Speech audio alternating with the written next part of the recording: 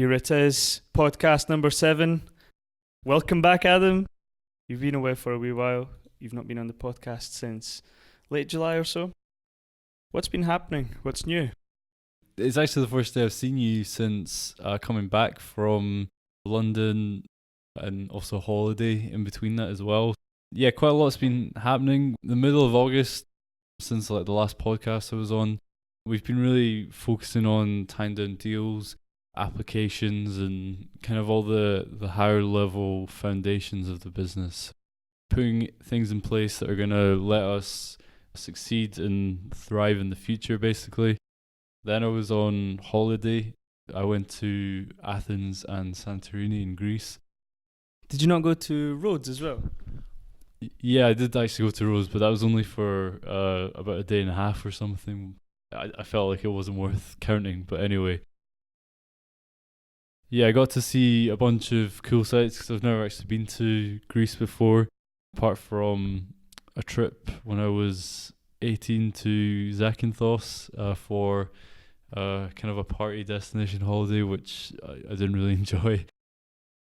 But on this trip, yeah, it was really good seeing a lot of the kind of ancient Greek mythologies, the architecture, the buildings.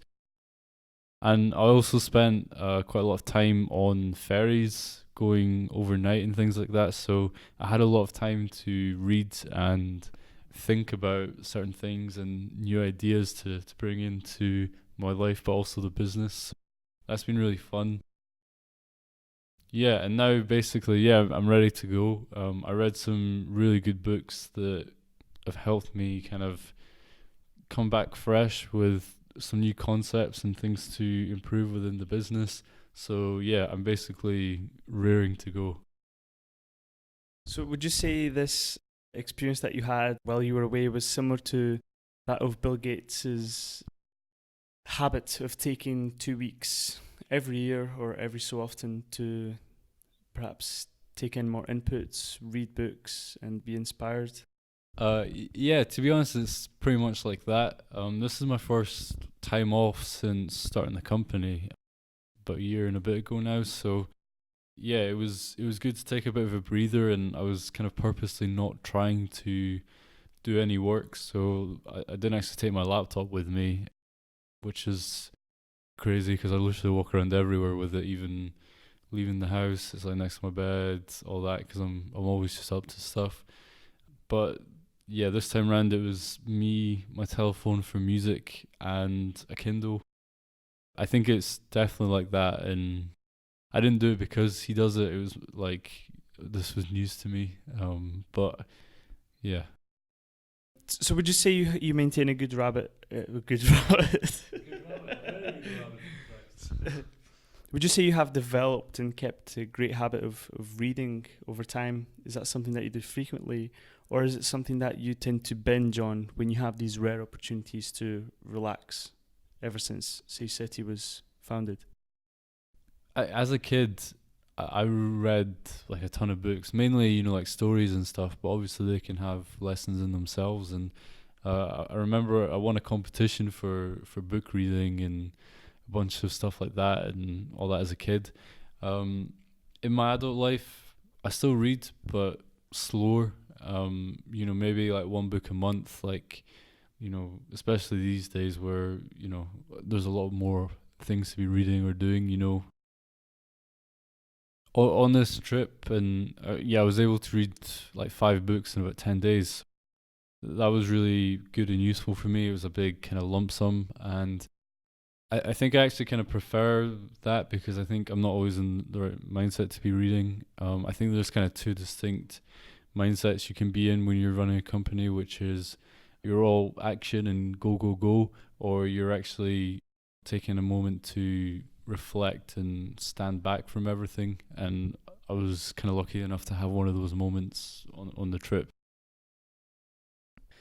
So from half a dozen books that you read in the last 2 weeks, what is the one that struck a chord with you and which had ideas that you'll begin to implement going forward or into developing that vision of yours?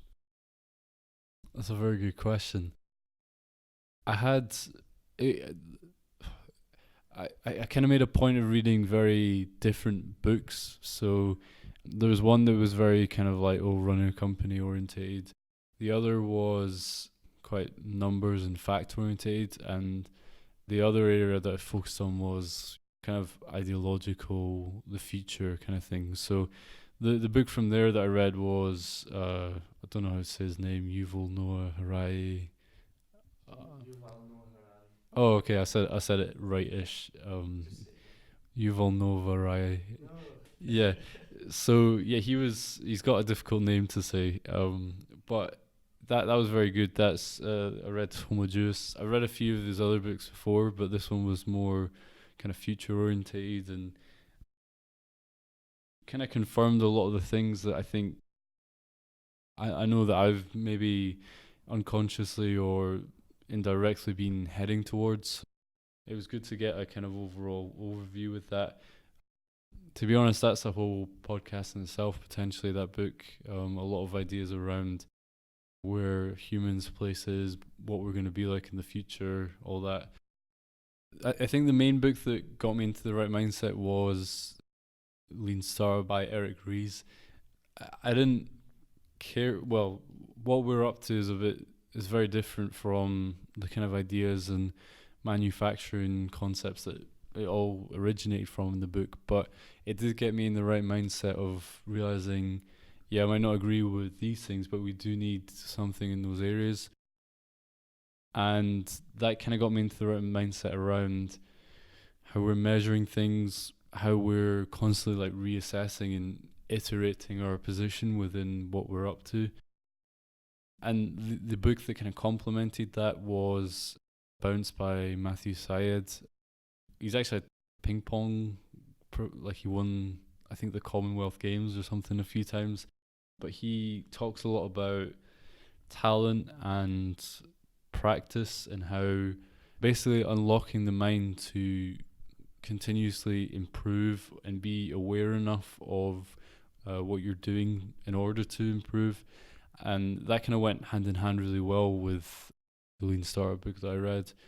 Yeah, so a lot of missions and areas that I'm going to be taking forward to make sure that we're a well-oiled machine and yeah, constantly pushing the boundaries, because we're getting a lot of success right now. A lot of good things are kind of coming together, but if we don't have the right foundations in place to receive those things, then all that energy and resources are going to go to waste or not be as used effectively. That's kind of where my head's at going forward and getting all those processes in place.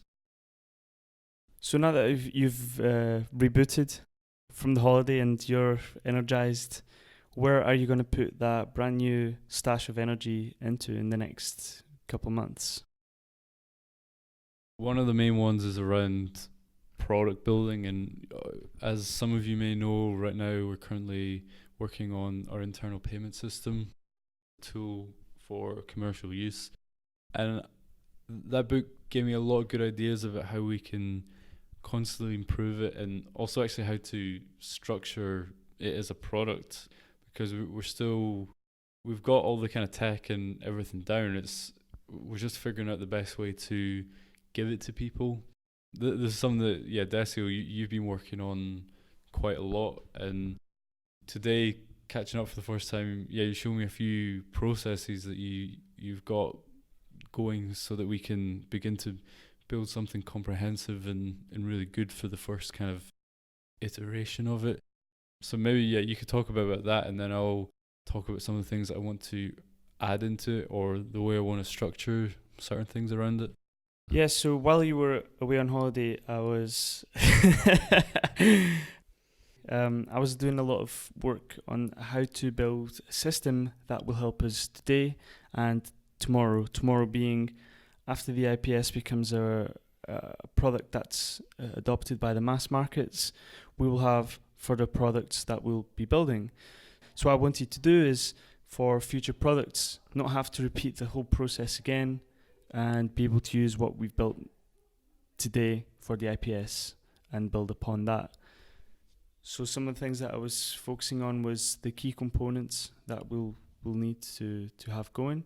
the building blocks of the whole system and all the processes that use those blocks. And ideally with different tools, frameworks, processes, I'll put them all together into a nicely built puzzle, which will give us a highly detailed overall picture of the process of productization. We're talking mainstream things like business model canvas or a value proposition canvas. We're looking at blue ocean strategy frameworks, all of these mainstream things, as well as developing our own on par with that. So that's been really exciting. And it means that in the future we can audit steps and audit these components as we go and learn more from our growing customer base, and from any demos that we carry out, from any software development audits that we have, or consultants coming in, for example. We can audit these step by step. Essentially, the idea is to spend time and resources now so that later we can carry out the whole process faster, and in the future be able to clone that system in order to get more products shipped and ship them quicker too. Yeah, and I'm glad that you've been working in that kind of realm since I've been away on it. And I think one of the main things that I'm going to be looking into is how are we measuring all those progressions and good things that we're building.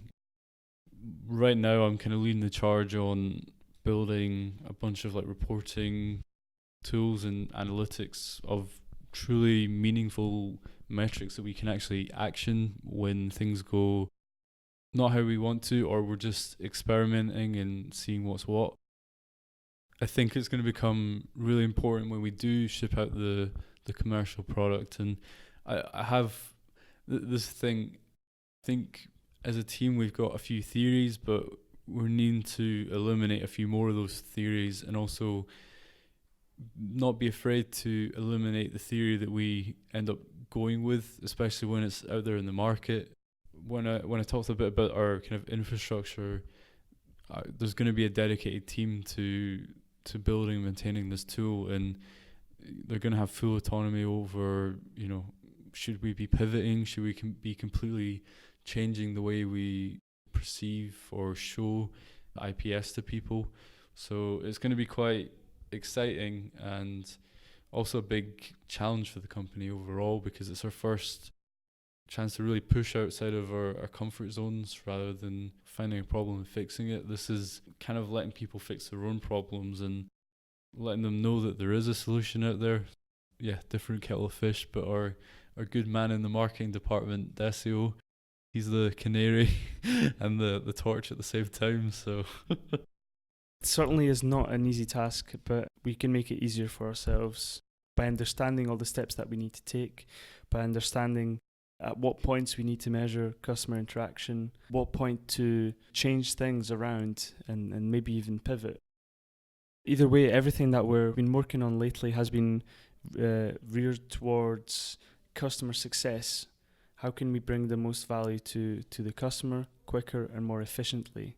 Ideally, it would be something that you could easily just click, install, and benefit from it.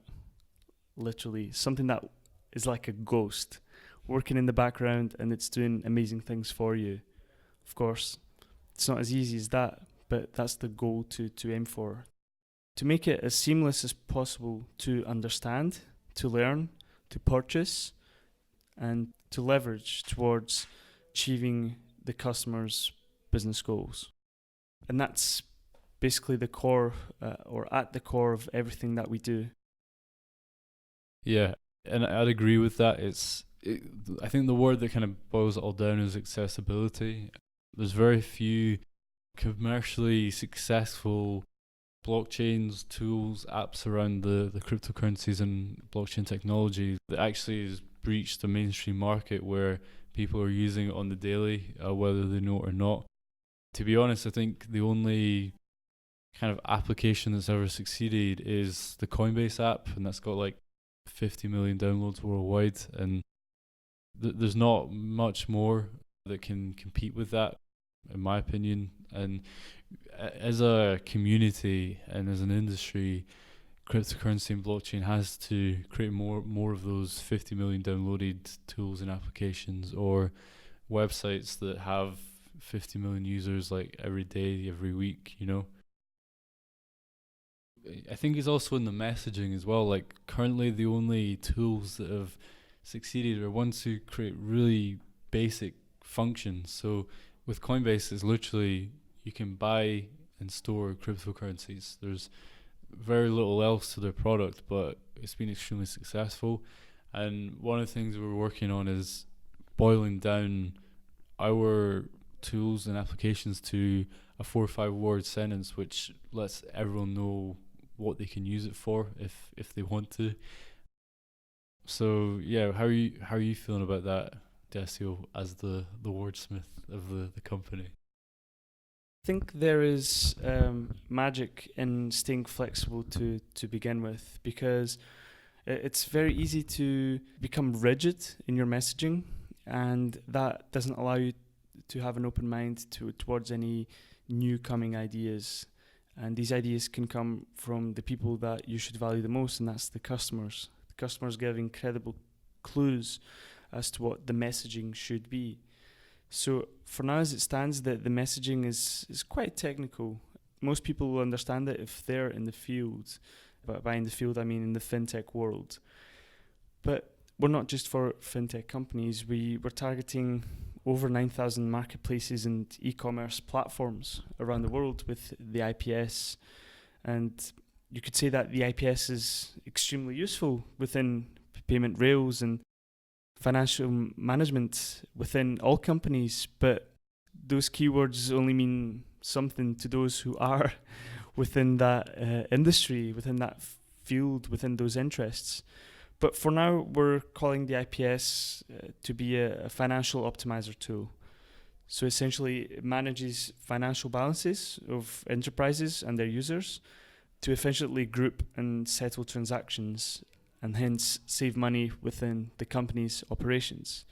So some unique selling points that we can vocalize just now is payments are matched and settled smartly, so you save incredible amounts of money on transaction fees. You can also cryptographically secure and store your data with blockchain technology, more specific our sidechain technology, with much lower maintenance costs. And you can also scale virtually infinitely with near instant transactions and near zero latency. So we're stating way over 2,000 transfers per second.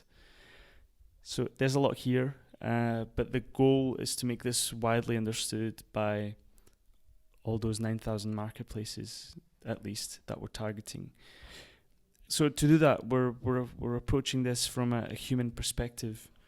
We want for this to be understood immediately and to be leveraged in a way that benefits the customer, not only from a business perspective, but from a personal benefit, i.e.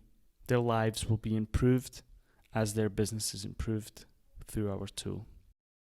So besides the internal payment system, what else can our listeners keep an eye out for? Yeah, there's a few announcements and things coming together which are pretty good news for us going forward. I'm not going to give away all of them, but we recently joined the RBS Accelerator here up in Edinburgh. Really excited about the opportunities to work with the RBS potentially as a company, and also with the other companies that are in that ecosystem. There's a lot of fintech and finance orientated tools and apps there which IPS and some of the other concepts we've got in the works could really benefit. There's also a few deals in the mix. I'm not sure how many of them will be publicly announced, but they're very good news for us, and we're pretty excited at the possibilities that not only the developments are going to do, but also to give us opportunities to branch into other areas, like giving a fully dedicated team to IPS, amongst other things. yeah, quite a lot to keep an eye out for. We've been quite.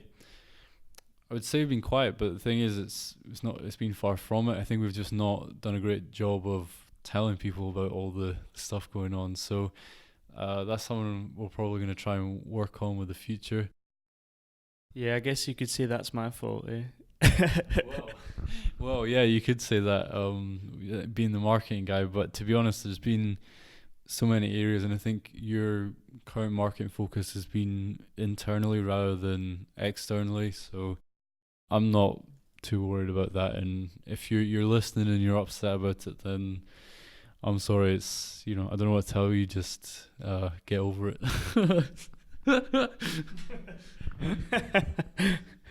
Well, I think it's more my ethos.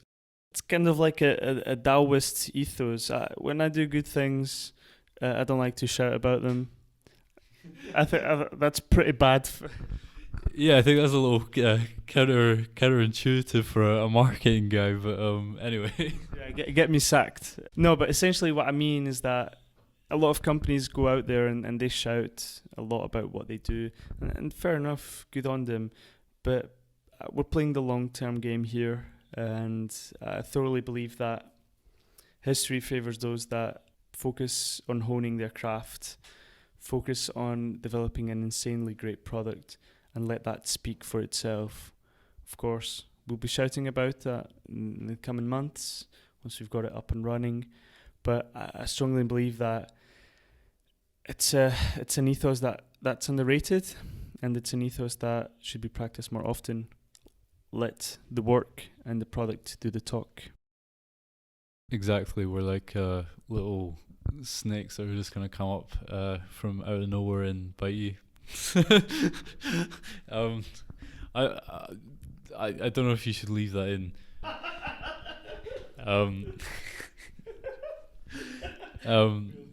Yeah. So going forward with like the podcast, we've got some more guests lined up. Tom's also going to be back in the next few weeks, so they're going to become a bit more frequent and regular. I'll leave Decio to hype it up a little bit as per his job, and talk a little bit about some of the guests you can expect in the next few months. Yeah, so we're looking to bring in really cool people from the crypto world, like Danny Lesnick and Alex Libertas. They will at some point come on to the podcast, so keep an ear out for that. And we're also looking to use this as a platform for the incredible entrepreneurs in our Wire UK AI and blockchain cohort up in Edinburgh. Give them a platform, basically, to vocalize their journey, their origin stories, their challenges that they've overcome, the challenges that they're overcoming, and to express their opinions about blockchain, AI, machine learning, and all these cool, trendy technologies. But there's a lot to look forward to, and if you can't wait till the next episodes, make sure to check out the previous ones that we've had.